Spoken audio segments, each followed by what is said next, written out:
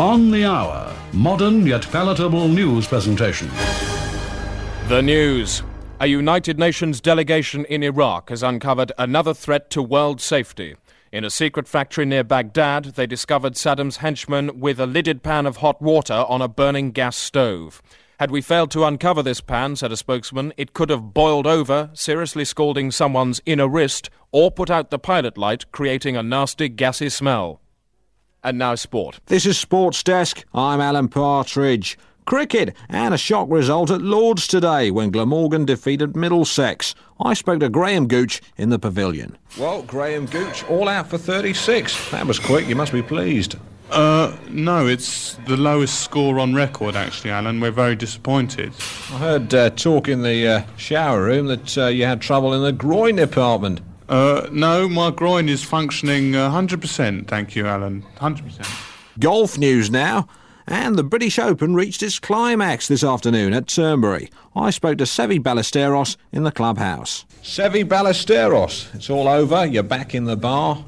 What went wrong? Oh, well, nothing go wrong. I don't think you quite understand the principle of golf, which is that if I hit less shots, I'm back in the clubhouse very quickly. It's very good. A lot of people been talking about your groin strain. I understand there's been a few snags, a few stretches there.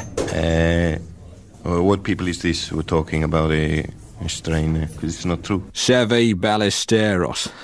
Over at Hickstead for the show jumping now, and I grabbed a few moments with Lucinda Green. Lucinda Green, you stayed on your horse all the way round. You must be pretty chuffed. Well, I stayed on, but I had a very low score, so I'm feeling I can do a lot better next time, I hope. Yeah, but still, you hit all the right fences. One thing that sort of troubles me is your groin strain. How bad is it? Any torn ligaments? I've been told it's a bit like a guitar string snapping.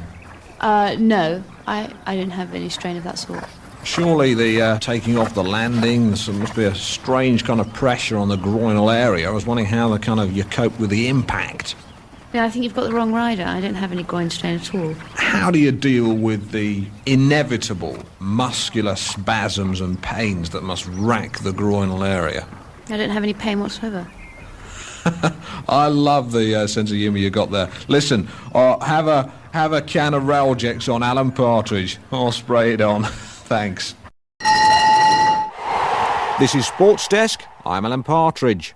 Athletics, and sprinter Linford Christie has withdrawn from tomorrow's Crystal Palace meeting in Oslo, blaming groin injury.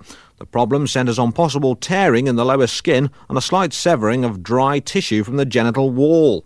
Apparently, 7 connective membranes have been stretched and 3 have come loose, causing the inner sac to chafe against the muscle for the 3rd time this season. Thanks so much indeed there to Alan Partridge.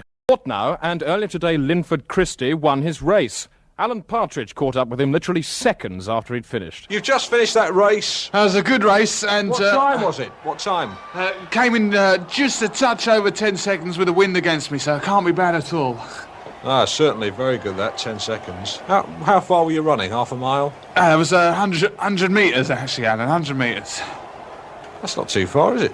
Now, your gear, your shorts especially. They used to be quite baggy, I remember, in the early 70s, and progressively through the 80s and now the 90s, they seem to have got tighter and tighter. One thing that particularly puzzles me is, in sprinters especially, is the buttocks of a man appear to be a lot more well-defined than those of a woman. You know, I was looking at you walking off there, the muscle definition on each of your buttocks as you walk is quite well defined. It's there's no flab, it's rock hard. I mean, I wanted to prod it to see if it was as hard as it looks. Obviously I couldn't do that. And those pectorals, they're just like sort of plates of meat. In a way, I suppose that's what they are.